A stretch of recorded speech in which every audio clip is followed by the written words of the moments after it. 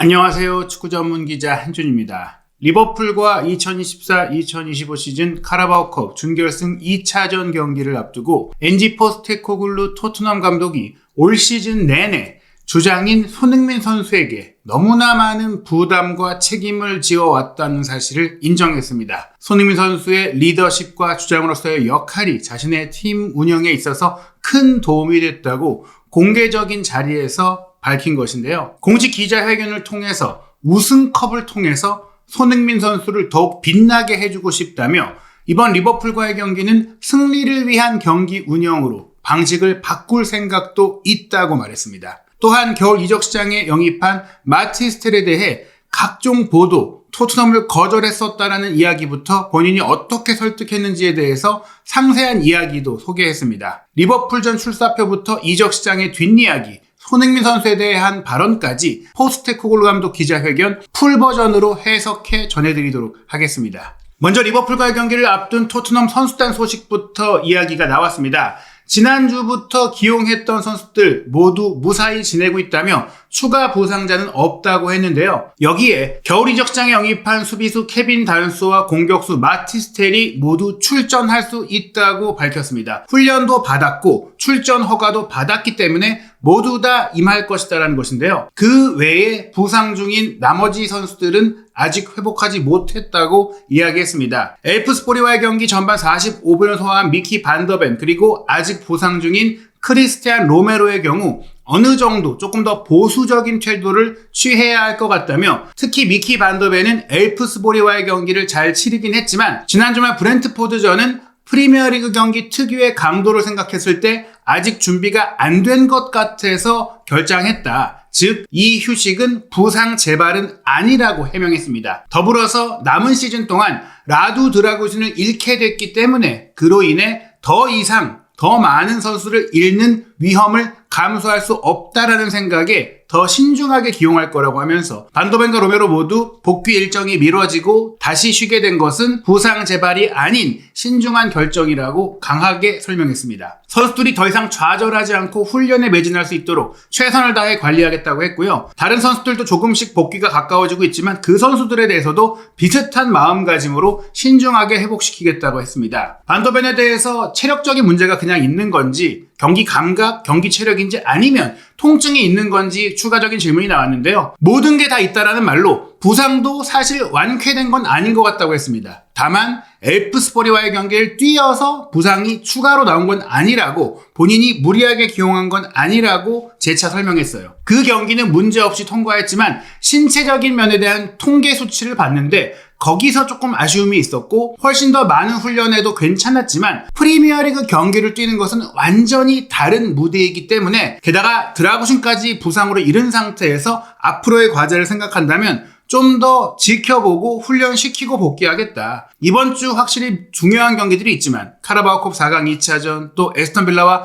FA컵 경기도 있는데 주중 경기가 없는 시점이 됐을 때 여유를 좀 더 갖고 또 유럽 대항전이 3월부터 다시 재개되니까 그 기간이 도움이 될 수 있다. 즉 2월 달에 차차 회복시키겠다고 했습니다. 일단 카라바오컵 결승에 올랐으면 좋겠고 또 FA컵에서도 살아남고 싶다라면서 컵대회 우승에 대한 의지를 밝혔는데요. 그런 경기로 인해서 그렇다고 해도 선수 부상의 위험을 감수하는 건 의미가 없다. 결승전도 아니니까요. 그런 상황 속에서 케빈 단소가 합류한 것이 큰 보너스라고 생각한다고 말했는데 드라구신이 시즌아웃 판정을 받았기에 더더욱 중요한 영입이 됐다고 했습니다. 로메로와 마찬가지로 미키 반더벤은 어찌됐거나 더 많은 시간을 들여서 부상 재발 당하지 않도록 복귀하게 하기 위해 시간을 두고 지켜보겠다. 즉 리버풀전은 확실히 연막작전이 아니라면 뛰지 않을 거라고 예고했습니다. 케빈 단소의 출전 여부에 대해서 구체적인 질문이 있었는데요. 그 부분이 아치 그레이의 휴식 여부와도 맞물리기 때문입니다. 단소에 대해서 포스테코글루 감독은 뛸 것이다라고 말했는데 선발일지 교체일지에 대해서는 결정하지 않았다. 3일 뒤에 에스턴 빌라와 FA컵 경기도 있기 때문에 그 부분까지 종합적으로 고려하겠다고 했습니다. 벤 데이비스, 아치 그레이, 페드로 포로가 지난 3개월 동안 모든 경기를 출전하고 있지만 잘 버텨주고 있다. 그러나 분명 경기력이 쌓여가는 과정 속에 체력 부담도 쌓이고 있어서 그 부분을 마지막 순간까지 체크해서 어떤 선수를 쉬게 할지 스펜서가 왼쪽 풀백에 맞는 것이 확실시되는 가운데 아치 그레이가 오른쪽 풀백도 되기 때문에 포로에게 문제가 있다면 그레이를 오른쪽에 놓고 데이비스 단소가 뛸 수도 있고, 아치 그레이가 힘들다면 포로가 뛰고 단소 데이비스가 뛸 수가 있다. 데이비스 같은 경우에는 최근 복귀해서 아직 그래도 체력이 남아있기 때문에 뛸 거라고 보거든요. 어찌됐거나 중요한 건 케빈 단소의 합류가 토트넘의 수비라인 운영에 숨통을 틔워줬다라는 것이고, 선발 출전 여부는 경기 당일에 결정한다고 했습니다. 우선 드라구신이 시즌 아웃을 당한 것이 큰 타격이다 보니까 그가 잘 돌아오길 바란다는 위로의 메시지도 남겼습니다. 공격 라인의 마티스텔 영입에 대해서 기자들이 다양한 보도들이 나왔던 것에 대해서 처음에는 토트넘 이적을 거부했던 것 같은데 어떻게 설득했는지 질문을 했어요. 포스테코글루 감독은 이 부분에 대해서 마티스텔이 토트넘을 거절했던 건 아니라면서, 단순하게 생각한다면 그렇게 표현할 수 있겠지만 사람들은 언제나 자신의 진로에 대해서 중대한 결정을 해야 하고 또 19살 선수에 대해서 얘기하는 거라는 것을 이해해야 한다. 거절이라기보다는 고민의 시간이 길었던 거라고 보시면 된다. 우리를 거부하거나 회장을 거부한 것은 아니다. 그는 결정을 내리기 전에 가능한 한 많은 정보를 얻고자 했을 뿐이고, 무엇보다 편안한 마음 상태로 결정을 내리고 싶어 했다. 쫓기듯이 막 설득을 당해서 그래서 하는 게 아니라 평온한 마음이 됐을 때 결정하겠다고 마음을 먹었기에 시간이 오래 걸렸다는 겁니다. 직접 마티스텔과 대화를 했던 포스테코글루 감독은 제가 받은 느낌은 그를 특정한 방향으로 밀어붙이고 싶었던 게 아니다. 그저 어떤 것들을 제시할 수 있는지 차분하게 얘기를 했을 뿐이다. 그리고 나뿐 아니라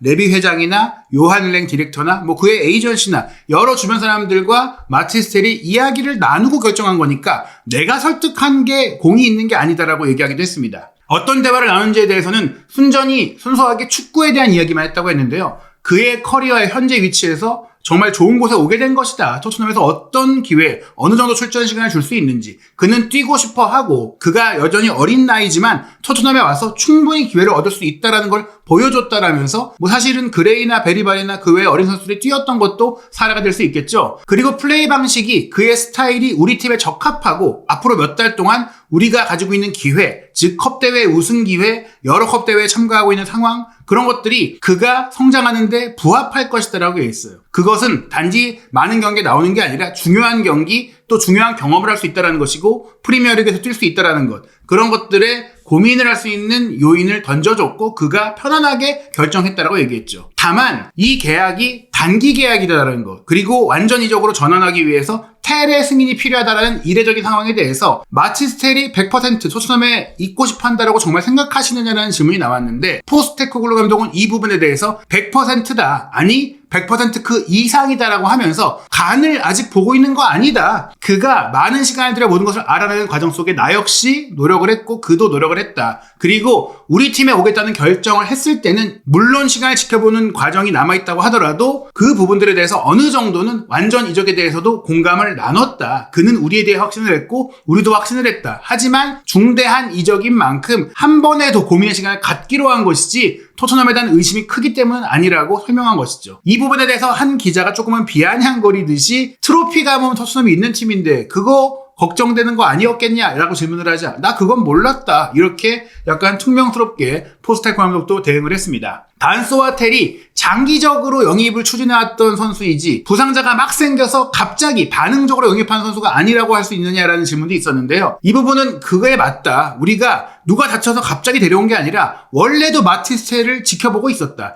19살 선수를 데려온다면 당연히 갑자기 데려오지 않는다. 만약 우리가 지금 누가 다쳐서 급히 데려와야 됐고 단기 계약을 하려고 했다면 35살짜리 확실한 노련한 선수를 데려왔을 것이다. 우리가 지금 영입한 선수들을 보면 케빈 단소도 아직 젊은 선수이고 안토닌 킨스키라든지 마티스텔 같은 선수들은 장기적인 전략을 갖고 데려온 것이다. 이미 지켜보던 선수의 속도를 빠르게 해서 이번에 필요해지니까 더 빠르게 움직인 것 뿐이다라고 설명을 했습니다. 독일 언론 보도에 따르면 마티스텔이 바이에른에선 주로 왼쪽 측면에서 뛰었지만 스트라이커, 중앙 공격수로 더 활약하고 싶다 한다는 얘기가 나왔는데요. 이에 대해 어떤 포지션을 맡게 될 것인지에 대한 질문이 나왔습니다. 그 부분에 대해서 포스테코글루 감독은 아치 그레이 본인도 토트넘에 올 때는 중앙 미드필더를 선호했지만 지금 그 자리는 못 보고 있지 않느냐. 마티스텔도 팀의 사정과 상황에 따라서 어디에서 뛰게 될지 나도 모를 수 있다. 그건 지켜봐야 된다. 물론 마티스텔은 확실히 9번 공격수로 뛸 수 있는 능력이 있는 선수, 그런 자질이 있는 선수고 측면 미드필더로도 성공적으로 활약해왔던 멀티 공격수다. 우리 수비 라인에 문제가 있는 것처럼, 그로 인해 그레이가 여러 역할을 맡았던 것처럼 공격 3선 지역에서도 윙어가 우리가 3명밖에 없고 스트라이커가 1명밖에 없는 지금 이 상태는 더 큰 문제일 수도 있기 때문에 전방 스트라이커, 좌우 윙어 자리에 모두 마티스텔이 필요하다라고 얘기했어요. 실제로 그 자리를 모두 소화해봤던 마티스텔인데요. 리버풀과 경기도 우리는 1군 선수 9명 내지 10명을 뛰게 할 수 없는 상황이기 때문에 측면과 전방 중앙을 모두 소화할 수 있는 마티스텔의 존재는 분명 중요하다. 지금 물론 전방 공격수로 히샬리송이 잘해주고 있지만 한동안 경기에 나서지 않았다 보니까 체력적인 부담 또 부상의 위험이 있어서 조심해야 한다. 왼쪽 측면에 소니는 항상 뛰고 있고 마이키는 17살이고 데키도 매 경기를 뛰고 있다. 그렇기 때문에 마티스텔은 히샬리송의 자리, 소니의 자리, 데안 쿨루셉스키의 자리, 마이키의 자리, 전방 중앙, 왼쪽, 2선 중앙, 오른쪽 측면까지 다 볼 수 있다라고 얘기했어요. 단기적으로 부상 선수가 돌아와서 어느 정도 선수 숫자가 회복할 때까지는 마티스텔이 이 자리를 다 돌아다니면서 뛸 거라고 이야기를 한 겁니다. 수비수 같은 경우에는 사실 드라고신이 부상으로 이탈하기 전에 단소를 데려오기로 결정을 했는데 드라고신이 부상으로 크게 빠지게 됐으니까, 길게 빠지게 됐으니까 한 명 더 필요했던 거 아니냐는 질문이 있었는데요. 실제로 이적 시장에서 한 명 더 영입하기 위한 움직임들이 있었죠. 결국 실패를 했는데 포스테코글루 감독은 그렇게 생각하지 않는다고 했어요. 꼭 한 명 더 필요했던 건 아니다. 물론 어느 정도 부족할 수 있겠지만 우리 팀에 멀티플레이어가 있고 라도드 드라고신을 잃은 것은 큰 타격이지만 로메로라든지 반더벤 같은 선수들이 돌아올 수 있고 그레리도 뜰 수 있고 데이비스도 돌아왔고 그런 부분들을 생각한다면 또 몇 주 안에 더 많은 선수들이 들어올 수 있기 때문에 새로운 선수를 더 데려온 것은 부담이 될 수도 있었다. 그리고 그 선수가 우리 팀에 적합해야 되는데 그런 선수가 많지 않았다. 1월 달에 우리가 3명을 계약했는데 그 정도가 충분한 숫자이고 최대치일 수 있다라면서 우리에게 맞는 선수를 잘 데려왔다며 긍정적인 이적 시장을 보냈다고 만족감을 표했습니다. 작년에는 컵대회 모두 조기 탈락했고 유럽 대항전이 없는 과정에도 힘들었는데 올 시즌에는 너무 경기가 또 많은 거 아니냐라는 얘기를 했어요. 그러자 포스테코글루 감독은 맙소사라고 하면서 많은 경기 치르는 건 좋은 일이다라고 했습니다. 모든 대회에 살아있으니까 우리가 모든 대회에 살아있다고 해서 한탄한 적이 없다. 경기가 너무 많아서 힘들다? 나 그런 적 없다. 국내 컵대회, FA컵, 카라바오컵 살아있는 거 말고도 유로파리그도 대회가 커지면서 벌써 리그 페이지 8경기를 치렀다. 그러면서 우리가 경기가 많아졌고 부상자가 많아졌고 그런 건 있지만 이런 것들을 우리는 불만으로 삼은 게 아니라 오히려 긍정적이고 좋은 상황이라고 본다. 부상 자체가 어려운 상황을 만든 것이지 많은 대회에 참가하고 우승을 노릴 수 있는 것은 좋은 일이다라면서 우승에 대한 희망을 얘기했습니다. 리버풀과의 경기에 대한 얘기가 본격적으로 이어지는데요. 준결승전 1-0 승리를 통해서 앞서 있는 상황인데 리드 상황을 유리하게 활용하는 전략 수정, 경기적인 철학을 바꿔야 한다고 생각하느냐는 질문이 또 나왔어요. 그러자 포스테코글루 감독이 이번에는 조금은 다른 자세를 취합니다. 그건 당신이 어떻게 주의를 기울이느냐에 따라 달려있습니다. 내 경기 철학이 뭐냐고 생각하느냐에 다른데요. 제 철학은 경기에서 이기려고 노력하는 겁니다. 그 방식이 가장 옳다고 생각하는 방식을 추구한 것인데 리버풀과의 경기는 꼭 우리가 이겨서 결승전에 진출할 수 있도록 노력할 것이고 이게 우리에게 좋은 기회가 될 것입니다. 제가 26년 동안 감독 일을 해오면서 사람들이 제 철학을 이해하지 못했다면 지금 제가 어떤 말을 한다고 해도 여러분의 생각이 달라지지 않을 거라고 생각합니다. 즉 나의 방식이 분명 공격적이고 도전적이지만 이런 레벨의 순간에선 나 역시 이기기 위한 최선의 방식을 적용할 수 있는 유연한 사람이다라고 얘기한 겁니다. 이 경기가 당신의 토트넘 커리어에서 가장 중요한 큰 경기라고 할 수 있는데 무엇을 바꿀 건가요? 가능한 평상시와 같은 모습으로 운영할 건가요? 또 한 번 질문이 나왔어요. 그러자 포스테코글루 감독은 앞서 말씀드렸듯이 눈앞에 닥친 도전을 받아들여야 한다고 생각하며 그래서 또 다른 경기로 만들 거라고 말하는 건 쉬운 일입니다. 그냥 새롭게 할 거다라고 나도 그냥 대답하면 될 것이다. 우리도 상대팀도 모두 그렇게 할 경우의 결과를 알고 있습니다. 우리는 원정 경기를 치르고 상대팀 관중들이 엄청난 에너지를 쏟아낼 게 분명하기에 이것을 감당해야 하는 상황입니다. 게다가 컵대회 경기이기 때문에 연장전으로 갈 수도 있고 승부차기도 될 수 있는 모든 가능성을 고려해야 하기 때문에 준비 과정과 경기에 대한 정보 수집이 다릅니다. 궁극적으로 이런 큰 경기에서의 행동과 그것이 의미하는 것, 이 도전을 극복하는 방법을 이해해야 하기 때문에 그래서 우리는 지금까지와는 다른 준비 과정을 이 경기에 적용했습니다. 우리의 기본적인 경기 스타일이 변하지는 않겠지만 경기의 운영 방식은 그래서 조금은 달라질 것입니다. 즉, 이 경기 한 판에 모든 게 걸려있고 원정 경기이고 우리가 앞서고 있는 상황이니까 경기의 상황에 맞는 준비를 이번에는 대응형으로 했다라는 얘기죠. 그리고 손흥민 선수에 대한 이야기도 나옵니다. 손흥민 선수는 우리 팀에서 정말 뛰어난 활약을 펼쳐온 선수입니다. 특히 올 시즌 손흥민 선수에게 주어졌던 부담감은 정말 극단적인 수준으로 높았습니다. 신체적으로나 정신적으로 손흥민 선수가 감당해야 했던 무게는 그 누가 그 상황을 맞이했다고 하더라도 버거웠을 겁니다. 그런데 그걸 해냈다는 거죠. 이제 시즌이 막바지로 향하고 있고 손흥민 선수는 분명히 뚜렷한 목표를 가지고 있습니다. 단순히 개인적인 기록 목표가 아닌 팀 전체의 성공을 바라고 있는 겁니다. 이것은 벤 데이비스도 마찬가지입니다. 손흥민 선수와 데이비스 이 두 선수는 구단의 성공이 자신들에게 어떤 의미인지를 잘 알고 있습니다. 손흥민 선수가 그동안 토트넘 클럽을 위해 해온 모든 것을 생각한다면 그가 우승 트로피를 들어 올리는 것은 너무나 당연한 일입니다. 손흥민 선수는 토트넘 구단에서 엄청난 존재감을 가지고 있는 선수입니다. 그리고 트로피가 추가된다면 손흥민 선수는 더욱더 빛이 날 것입니다. 손흥민 선수는 팀의 성공을 가장 중요하게 여기고 있습니다. 앞으로도 팀의 핵심적인 역할을 하게 될 것입니다. 그리고 손흥민 선수든 벤 데이비스든 그들이 실패한다는 걸 걱정하지 않습니다. 그들은 누구보다 낙관적이고 긍정적인 자세로 경기를 준비하고 있습니다. 17년 무관의 한을 풀어낼 경기가 되어야 한다. 하지만 그 부담감과 압박감에 짓눌리는 선수들은 아니다. 올 시즌 팀이 너무나 힘든 상황에서 리더로서 팀을 잘 이끌어왔고 버팀목이 되어져 왔고 그런 상황에서 힘든 순간도 있었지만 결국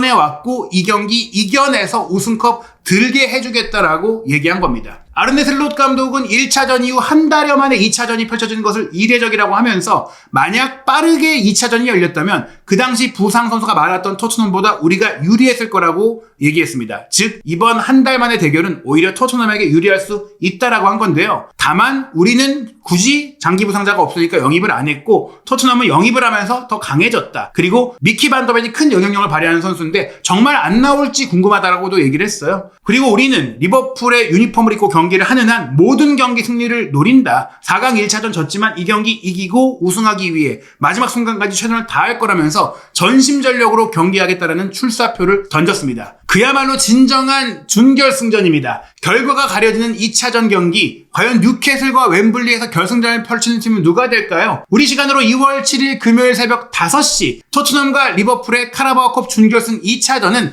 한준TV에서 여러분과 실시간으로 소통하는 입중계로 함께합니다. 한준TV 입중계 알림과 경기 후 분석 영상, 경기 후 영국 현지 반응과 영국 현지 중계 방송의 생생한 전문가 해설 반응까지 한준TV 구독, 좋아요, 알림 설정으로 확인해 주시고 한준TV가 다양한 컨텐츠 여러분과 함께할 수 있도록 멤버십 가입도 많은 관심 부탁드립니다.